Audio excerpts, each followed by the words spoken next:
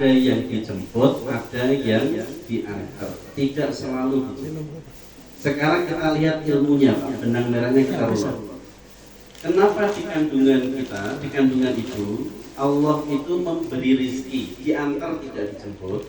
Karena Allah punya alasan, si janin itu harus hidup. Ketika janin ini lahir jadi bayi, Allah punya alasan lagi, dia pun harus hidup.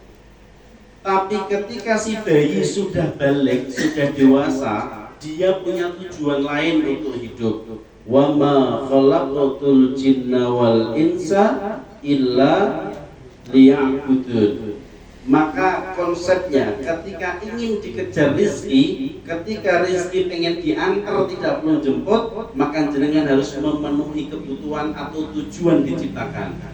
Jenengan hiduplah dan sibuk dengan ibadah, sibuk menyembah ke Allah, maka rizki itu akan diantar. Maksudnya jadi rizki itu ada yang dijemput, ada yang diantar. Rizki akan diantar. Allah punya alasan kenapa ngasih rizki kita, karena kita sesuai dengan penciptaannya, sesuai dengan tujuan diciptakan. Kita diciptakan untuk apa? Ketika jenengan sibuk dengan ibadah, maka Allah kasih rizki, diantar rizki itu. Seperti ketika kita di dalam janin, seperti kita waktu kecil di bayi itu. Yang jadi persoalan adalah kalau kita dapat rezeki bukan untuk ibadah masalahnya. Kalau punya rezeki, kerjaannya nih dapat uang misalkan, atau dapat rezeki dari arah manapun, dapat warisan misalkan, dapat warisan 1 miliar, pertanyaannya untuk apa? Untuk apa, Bu? Ini yang depannya rambut utang kan? Untuk apa itu maksudnya kalau nggak ada kewajiban? Arahnya kemana uang itu? Foya.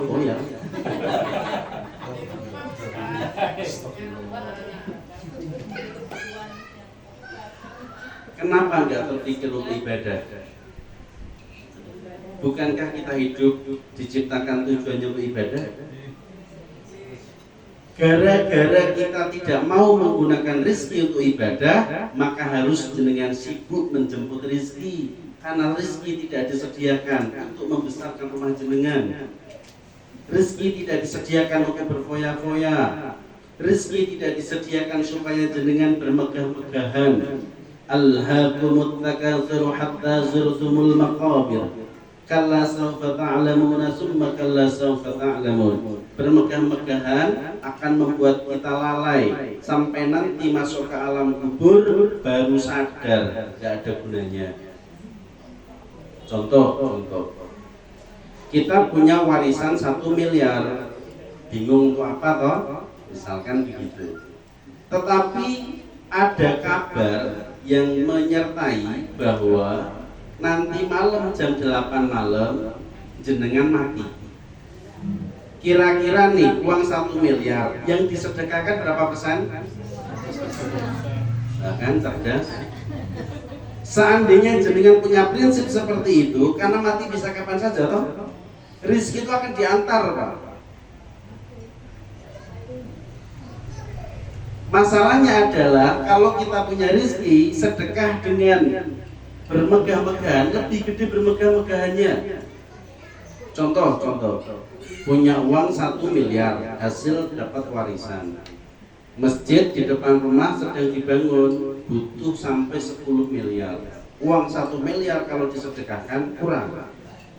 Tapi rumah jenengan atapnya bocor, misal. Kira-kira uang 1 miliar yang banyak itu masuk ke masjid atau masuk ke rumah?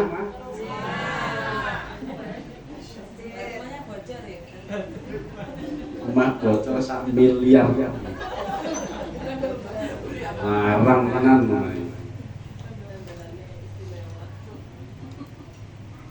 Itulah mengapa jenengan harus sibuk menjemput rezeki. Karena kalau dapat rezeki tidak jenengan gunakan untuk ibadah, padahal jenengan hidup diciptakan tujuannya untuk ibadah. Ibadah itu tidak dijual.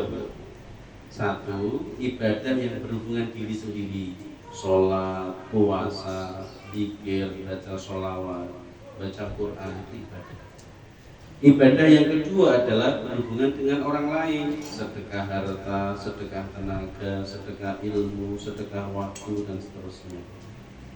Dan kami beritahukan ke panjenengan bahwa sedekah untuk orang lain, baik harta, ilmu, tenaga, dan seterusnya, adalah ibadah yang lebih baik daripada ibadah untuk diri sendiri.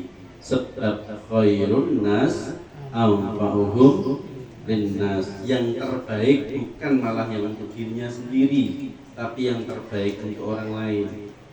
Maka ketika Pak Agus kala itu pusing gak ada pekerjaan, kami arahkan beliau bantu orang lain, karena justru itu adalah ibadah yang paling tinggi derajatnya. Ketika sibuk membantu orang lain, Allah sendiri yang akan sibuk mengantarkan hartanya. Oleh karena itu ketika beliau butuh, Allah akan antar sendiri tanpa harus repot-repot kerja.